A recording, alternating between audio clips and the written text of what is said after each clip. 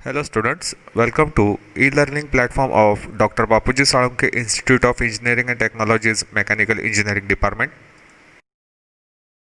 I am Sagar Gadkar and I am going to teach you the subject Elements of Machine Design. In previous sessions, we have already started with our first unit, Fundamentals of Design, and in this session, we will continue with the same. Let's start with principal stresses and principal planes. So before we start with this topic, we have to know some important concept which we have already discussed in the strength of materials. Strength of materials मध्ये आपण काही basic concept शिकलो होतो, जसं की युनिॲक्सियल loading असेल, बायॲक्सियल loading असेल किंवा ट्रायॲक्सियल लोडिंग असेल. So what is uniaxial, biaxial and triaxial loading?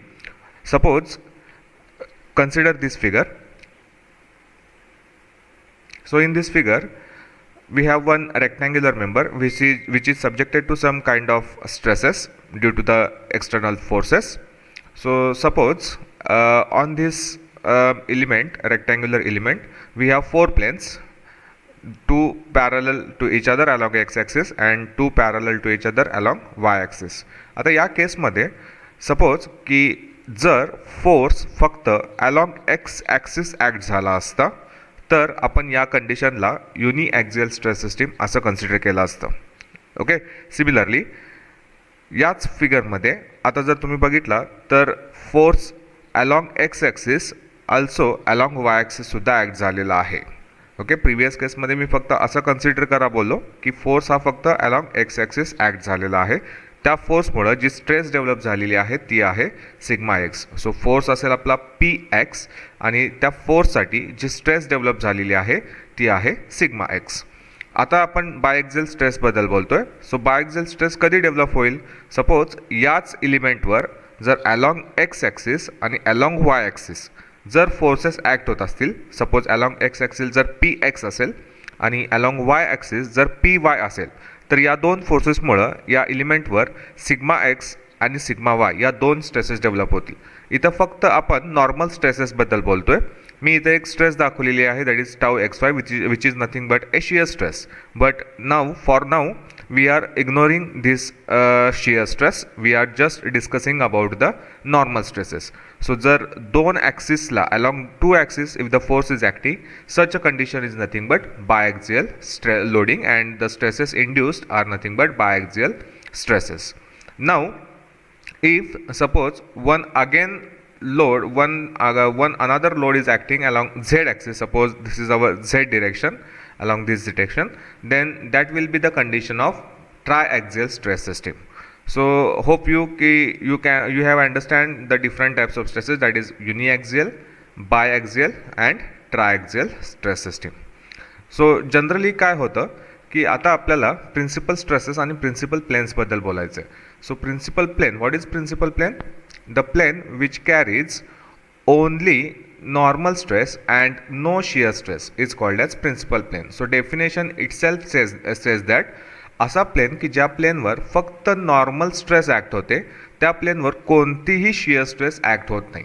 आता आपण परत या फिगरमध्ये येऊ. आता या फिगरमध्ये सपोज की फिगर फक्त आपली अशी असते. सपोज हा मी रेक्टँगल एलिमेंट ड्रॉ करतो. ओके, आता या रेक्टँग्युलर प्लेनवर आपला हा एक प्लेन आहे, ज्याचे की हे दोन parallel to each other planes आहेत आणि हे दोन parallel to each other planes आहेत. ओके, आता आपल्याला काय करायचं आहे की सपोज मी अलॉंग एक्स ॲक्सिस, म्हणजे आपली कोऑर्डिनेट सिस्टीम कशी असते, ही अशी काहीतरी आपली कोऑर्डिनेट सिस्टीम असते.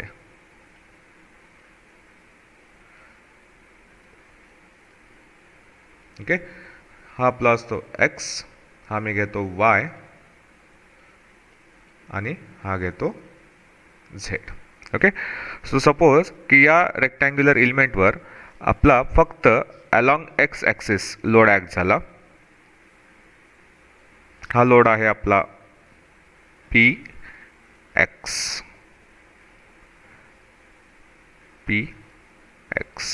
ठीक आहे. सो इथं जर तुम्ही ऑब्झर्व केला तर या केसमध्ये हा जो काही लोड आहे तो फक्त along single direction that is along x axis act झालेला आहे. आणि हा जो आहे हा प्लेन दॅट इज हे दोन प्लेन आहेत which is along x axis कोणतीही शिअर स्ट्रेस कॅरी करत नाही. तिथं मी फक्त फोर्स ॲक्ट केलेला आहे पी एक्स आणि या पी एक्सचा इफेक्ट काय असेल तर तिथं स्ट्रेस डेव्हलप होईल sigma x along x axis. So इथं कोणतीही शिअर स्ट्रेस नाही आहे.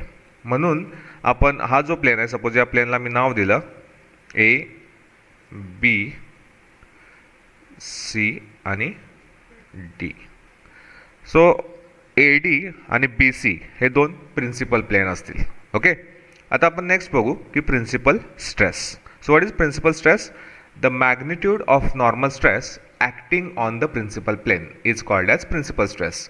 आता या केसमध्ये आपण फोर्स ॲक्ट केलेला होता पी एक्स आणि या प्लेनवर या पी एक्समुळं जी काही स्ट्रेस डेव्हलप होईल सिग्मा एक्स तर त्या magnitude of stress acting on the principal plane is called as principal stress.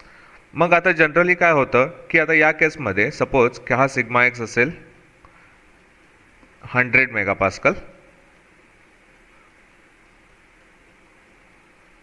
तर तुमची प्रिन्सिपल स्ट्रेसची व्हॅल्यू किती झाली तर 100 मेगापास्कल. का? कारण टाऊ जो आहे शिअर स्ट्रेस जो आहे तो किती आहे 0.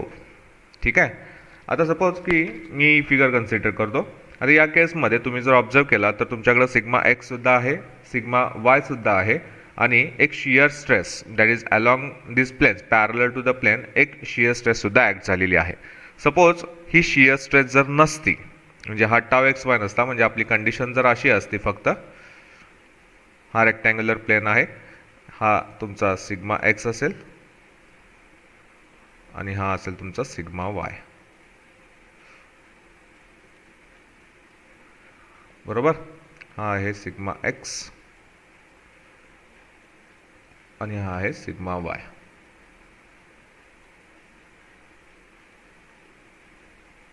ठीक आहे. तर या केसमध्ये जर तुम्ही ऑब्झर्व केला तर या प्लेनवर सुद्धा कुठंही शिअर स्ट्रेस नाही आहे या प्लेनवर कुठंही शिअर स्ट्रेस नाही आहे. सो आपण असं म्हणू शकतो की हा प्लेनसुद्धा प्रिन्सिपल स्ट्रेस कॅरी करतो हा प्लेनसुद्धा प्रिन्सिपल स्ट्रेस कॅरी करतो.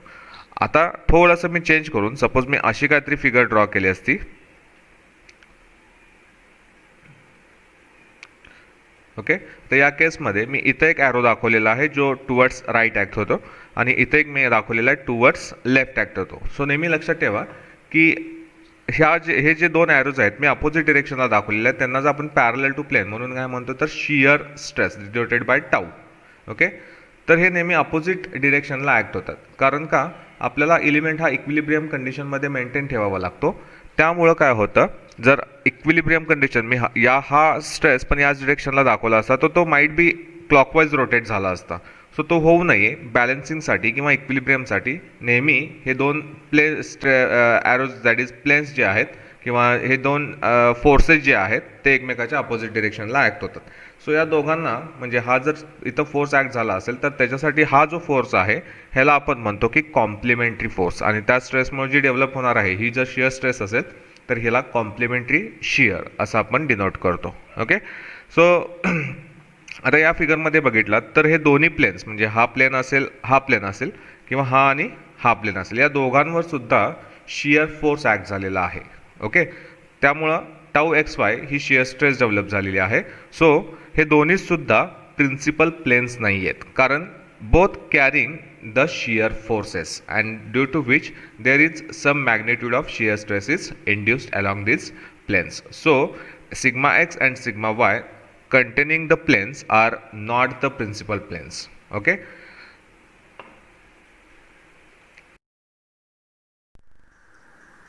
measure principal stress. The maximum value of normal stress acting on principal plane is called measure principal stress. And next is the minor principal stress. The minimum value of normal stress acting on the principal plane is called as minor principal stress.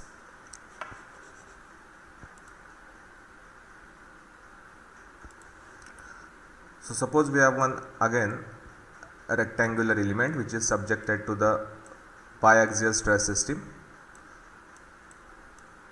sigma x and sigma y. So this is sigma x stress along x axis This is sigma y, stress along y-axis. Now say the value of sigma x is 100 megapascal and value of sigma y is 50 megapascal. So we are discussing major principal stress and minor principal stress. So see the definition. The maximum value of normal stress. Both the stresses are acting normal to the plane. Okay. As these planes does not carry any shear force or shear stress, so these planes are nothing but principal planes, and the magnitude of principal plane acting magnitude of stress acting on the principal plane is nothing but principal stresses. So here we have two stresses, sigma x and sigma y, having the magnitudes. Sigma x is equal to 100 megapascal, sigma y is equal to 50 megapascal. So along these two stresses, 100 megapascal is our maximum value of stress. So you can say that this sigma x is nothing but maximum principal stress, and this maximum principal stress is denoted by sigma 1 and calculated by sigma x plus sigma y by 2 plus under root of sigma x minus sigma y by 2 bracket square plus tau xy bracket square.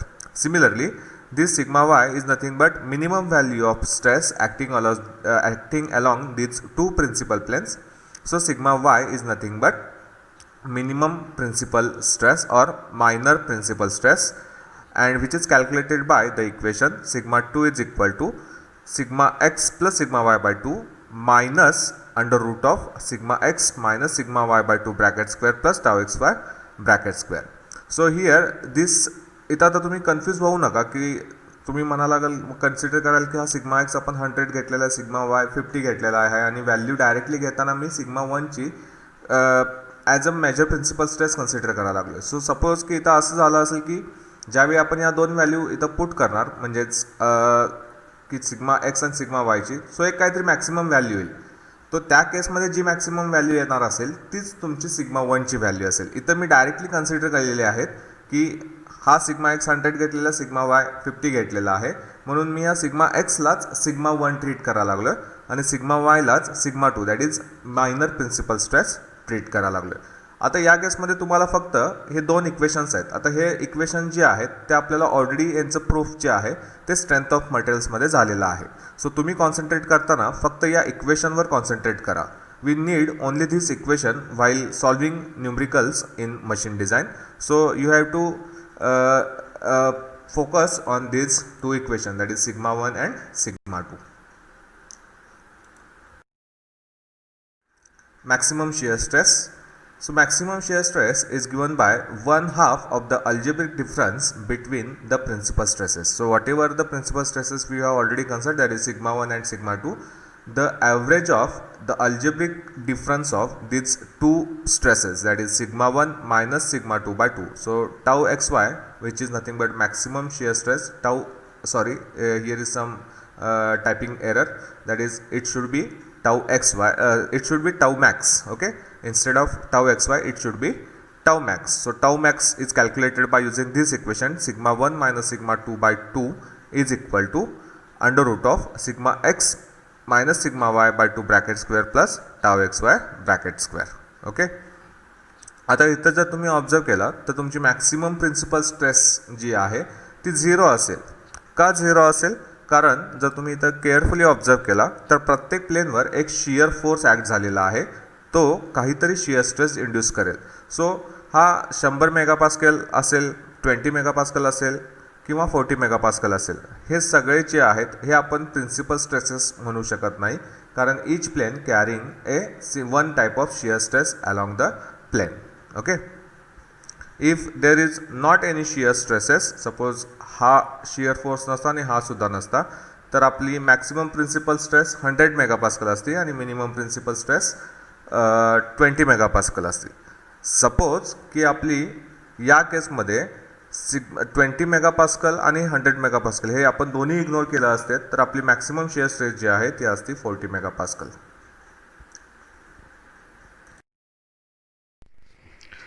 Theories of failure. So when a machine element is subjected to several types of loads simultaneously, it is important to predict the mode of failure so that the design methodology may be based on a particular failure criteria. म्हणजेच एखादा element जर under the action of tensile load असेल तर आपण म्हणू शकतो की त्याचं फेल्युअर जे होणार आहे ते टेन्साईल स्ट्रेसमुळे होणार आहे. सिमिलरली एखाद्या मेंबरवर जर कॉम्प्रेसिव्ह लोड ॲक्ट होत असेल तर तो ऑब्वियसली कॉम्प्रेसिव्ह स्ट्रेसमुळे फेल होईल. सिमिलरली जर शियर लोड ॲक्ट होत असेल तर तो शियर स्ट्रेसमुळे डेव्हलप होईल. हे आपण असं कधी म्हणू शकतो, या केसमध्ये तिन्ही केसमध्ये आपल्याला एक्झॅक्ट लोड जो आहे, एक्झॅक्ट एक्सटर्नल लोड जो ॲक्ट होतो तो माहीत आहे. खरं अशा काही कंडिशन्स असतात की त्याच्यामध्ये आपण प्रेडिक्ट नाही करू शकत की तो एलिमेंट जो आहे किंवा तो मशीन मेंबर जो आहे तो एक्झॅक्टली कोणत्या लोडमुळं फेल होतोय.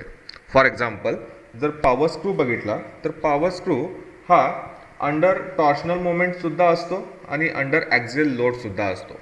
सो या दोन्ही केसेसमध्ये म्हणजे आता तुम्ही जर आपण प्रिव्हियसली जे डिस्कस केलेलं होतं की biaxial stresses, triaxial stresses, uniaxial stresses, so power screw जो आहे हा नेहमी बाय ॲक्झियल स्ट्रेसमध्ये ॲक्ट होतो. म्हणजेच काय, it is subjected to torsional moment as well as axial load. So in this case we cannot predict the failure of the screw thread in the power screw. Okay, so for that we need some exact mode of failure which cannot be predicted by our normal formulas. Okay, for example आणखीन जर घ्यायचं झालं तर overhang crank. So overhang crank is generally subjected to the combined bending and torsional moments. So for the failure which is we have to be designed against the external load, we need the exact mode of failure. So आपण normal formulas use करून जसं की bending equation असेल किंवा torsional equation असेल आपण त्याचं failure find out करू शकत नाही. सिमिलरली क्रँकशाफ्ट असेल, कनेक्टिंग रॉड असेल, प्रॉपेलर शाफ्ट्स असतील, हे जे मेंबर्स आहेत ते मल्टिपल लोड्स अंडर ॲक्ट होत असतात. म्हणजे ह्याच्यावर नेहमी मल्टिपल लोड्स ॲक्ट होत असतात. सो तो एक्झॅक्ट कोणत्या लोडमुळे फेल झाला हे आपल्याला बेसिक आपले फंडामेंटल इक्वेशन्सवरून कॅल्क्युलेट करता येत नाही.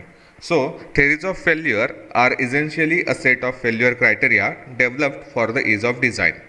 Generally in machine design, an element is said to be have failed if it ceases to perform its function. एखादा एलिमेंट आपण फेल झाला असं कधी म्हणतो, जर तो त्याचं जे काही स्पेसिफिक फंक्शन आहे ते फंक्शन कंप्लीट करायला किंवा परफॉर्म करायला तो फेल होत असेल किंवा कमी पडत असेल तर त्या केसमध्ये तो मेंबर फेल झाला असं आपण कन्सिडर करतो. सो जेव्हा कधीही मल्टिपल लोड्स ॲक्ट होत असतात, so exact mode of failure जर आपल्याला फाइंड आउट करायचा असेल तर आपल्याला एक मॅथमॅटिकल इक्वेशनचा सेट यूज करावा लागतो आणि तोच मॅथमॅटिकल इक्वेशनचा जो सेट आहे त्यांनाच आपण म्हणतो थेरीज ऑफ फेल्युअर. मग अशा किती थेरीज ऑफ फेल्युअर्स आहेत तर टोटल आपल्याला 5 थेरीज ऑफ फेल्युअर्स आहेत. So in case first is maximum or normal stress theory, which is again known as Rankin's theory. Second is maximum shear stress theory, known as Guest or Tresca's theory. Third, maximum distortion energy theory, known as Henke von Mises theory. Maximum principal strength theory, known as Saint Venant theory. And last, fifth, maximum strain energy theory, known as Higgs theory. So in design process or in machine design we need or we have these 5 sets of theories of failure.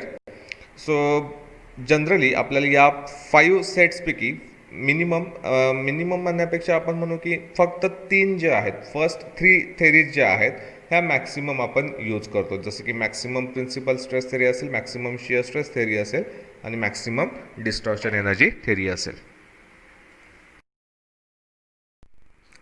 Maximum principal stress theory, also it is known as Rankin's theory. According to this theory, the failure of the member subjected to biaxial system occurs when the maximum principal stress reaches the yield or ultimate strength of the material. आता या केसमध्ये तुम्ही 2 words बघितला आहे की yield आणि ultimate. So generally एखादा member fail झाला तर त्याचा फेल्युअर क्रायटेरिया हा 2 टाईपचा असू शकतो. एक तरी failure due to yielding and second one the failure due to the fracture. So yielding म्हणजेच काय की एखादा मेंबर जर परमनंटली डिफॉर्म झाला when it crosses the elastic limit. जेव्हा तो इलॅस्टिक लिमिट क्रॉस करेल म्हणजेच त्याचं फेज चेंज जे आहे ते होईल, त्याच्यामध्ये तो इलॅस्टिक झोनमधून प्लास्टिक झोनमध्ये जाईल, म्हणजेच तो परमनंटली डिफॉर्म होईल. सो त्या केसमध्ये हे जे फेल्युअर आहे ते आपण म्हणतो की इल्ड फेल्युअर. आणि फ्रॅक्चर म्हणजेच काय की तुटणे, ब्रेक्स, एखादा मेंबर तुटला म्हणजेच आपण त्याला म्हणतो की fracture failure which is generally occurred due to the ultimate loads. Okay. आता या केसमध्ये जर तुम्ही ऑब्झर्व केलं तर प्रिव्हियसली आपण डिस्कस केलेलं आहे की युनिॲक्झियल, बायॲक्झियल आणि triaxial stress system. So generally theories of failure are implemented for the biaxial stress system. So biaxial stress system म्हणजे आपण ऑलरेडी डिस्कस केलेलं आहे की जर forces along two axis act होत असतील आणि त्या फोर्सेसमुळे जी स्ट्रेस डेव्हलप होते त्यांनाच आपण बायॲक्झियल स्ट्रेस सिस्टीम म्हणतो. ओके. सो आपल्याला ऑलरेडी माहिती आहे की आपण प्रिन्सिपल स्ट्रेस आणि प्रिन्सिपल स्ट्रेंथ्सबद्दल आपण अजून काही डिस्कस केलेलं नाही. खरं फक्त प्रिन्सिपल स्ट्रेसेसमध्ये आपण मेजर प्रिन्सिपल स्ट्रेस आणि मायनर प्रिन्सिपल स्ट्रेस डिस्कस केलं होतं. सो मेजर प्रिन्सिपल स्ट्रेस जी आहे ती आपण सिग्मा 1 डिनोट केलेली होती. ओके. आता थेरी काय सांगते, the failure of the member subjected to the biaxial stress system. एखादा मेंबर जो biaxial stress system under act होत असेल तर त्याची maximum principal stress which is denoted by sigma 1 कधी फेल होतो, जेव्हा ही व्हॅल्यू जी आहे मॅक्सिमम प्रिन्सिपल स्ट्रेसची जी काही व्हॅल्यू आहे, ओके, मॅक्सिमम प्रिन्सिपल स्ट्रेसची जी काही व्हॅल्यू आहे ती किती असायला पाहिजे, तर त्याच्या इल्ड किंवा अल्टिमेट स्ट्रेंथ इतकी. So yield strength which is denoted by sigma YT and ultimate strength is denoted by sigma UT. Okay. So generally आपलं इक्वेशन कसं होईल की एखादा मेंबर या केसमध्ये कधी फेल होईल, जेव्हा sigma 1 is equal to sigma YT होईल. बरोबर. सो जनरली फेल्युअर जे आहे म्हणजे सिग्मा YT जे आपण इल्ड स्ट्रेंथ म्हणतो. सो डक्टाईल मटेरियल्सचं फेल्युअर आपण इल्डिंगमध्ये कन्सिडर करतो अँड ब्रिटल मटेरियलचं फेल्युअर आपण अल्टिमेट लोड्समुळं कन्सिडर करतो. ओके. सो या केसमध्ये ज्यावेळी sigma 1 is equal to sigma YT किंवा sigma 1 is equal to sigma UT होईल त्यावेळी तो मेंबर फेल होईल असं आपण कन्सिडर करतो. मग जर हा मेंबर फेल होऊ द्यायचा नसेल तर आपल्याला काय करावं लागेल, तर सपोज की एखादा मेंबर 200 मेगापास्कल स्ट्रेसला फेल होत असेल तर ऑब्वियसली आपण म्हणू शकतो की तो 50 मेगापास्कलला फेल होईल का, तर नाही होणार. म्हणजेच जर आपल्याला 50 मेगापास्कल अल्टिमेटच्या अगेन्स्ट आपल्याला 50 मेगापास्कल इतकी स्ट्रेंथची व्हॅल्यू जर कॅल्क्युलेट करायची असेल तर कशी करू शकतो आपण, तर सपोज की 200 डिवायडेड बाय मी 4 केलं तर माझा आन्सर किती असेल 50 मेगापास्कल. बरोबर. सो हा 4 म्हणजेच आपला काय असेल, एक सेफ्टी फॅक्टर, त्यालाच आपण म्हणतो फॅक्टर ऑफ सेफ्टी. सो जे आपलं काही इक्वेशन होतं sigma 1 is equal to sigma YT, या सिग्मा YTला किंवा या सिग्मा UTला जर तुम्ही फॅक्टर ऑफ सेफ्टीने डिवाइड केला तर तुम्ही ते फेल्युअर अवॉइड करू शकता. ओके. सो जनरली ही थेरी जी आहे म्हणजे रँकिन्स थेरी किंवा मॅक्सिमम प्रिन्सिपल स्ट्रेस थेरी जी आहे ती आपण ब्रिटल मटेरियलसाठी यूज करतो.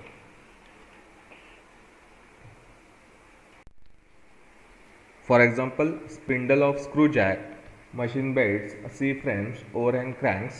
For these machine elements, we use Rankine's theory or maximum principal stress theory.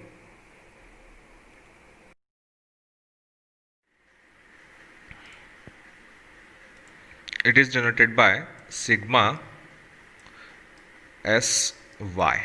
Okay, sigma SY, and this value mathematically from design data book equal to the sigma 0.5 sigma YT. Okay, so this is the standard equation.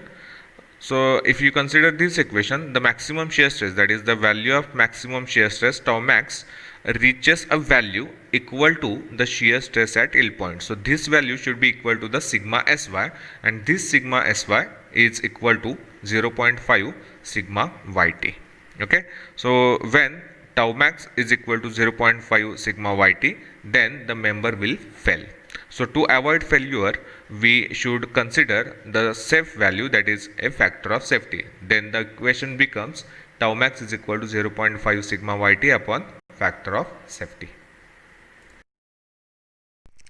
maximum distortion energy theory, Henke and von Mises theory. According to this theory, the failure of the member subjected to biaxial stress system occurs when the distortion strain energy per unit volume reaches a value equal to the distortion strain energy per unit volume at yield point. So the equation of distortion energy per unit volume is under root of sigma 1 square plus sigma 2 square minus 2 sigma 1 sigma 2. So when this value becomes equal to the sigma yt, then the failure of the member may occur. Okay, so to avoid failure, the yield strength should be divided by some safe value, that is the factor of safety. So equation becomes sigma yt upon FOS, that is factor of safety, is equal to under root of sigma 1 square plus sigma 2 square minus 2 sigma 1 sigma 2. Maximum principal strain theory. According to this theory, the failure of the member subjected to biaxial stress system occurs when the maximum principal strain reaches a value equal to the strain at yield point in a simple tension or compression test. Okay, so here you need to remind just this equation, which is nothing but sigma 1 by E, that is Young's modulus, minus mu, which is nothing but Poisson's ratio. Sigma 2 by E is equal to sigma yt upon E multiplied by factor of safety. Okay, so here you just remind this equation. Generally for our machine design, there is no need of this equation, so I am not going to explain much on this maximum principal strain theory. Maximum strain energy theory or Higgs theory. According to this theory, the failure of the member subjected to biaxial stress system occurs when the strain energy per unit volume reaches a value equal to the strain energy per unit volume at yield point in a simple tension test. So again, it is similar to the previous theory. So here the equation for this theory is sigma yt upon FOS is equal to under root of sigma 1 square plus sigma 2 square minus 2 mu sigma 1 sigma 2. Okay, so here also you just need to remember this equation.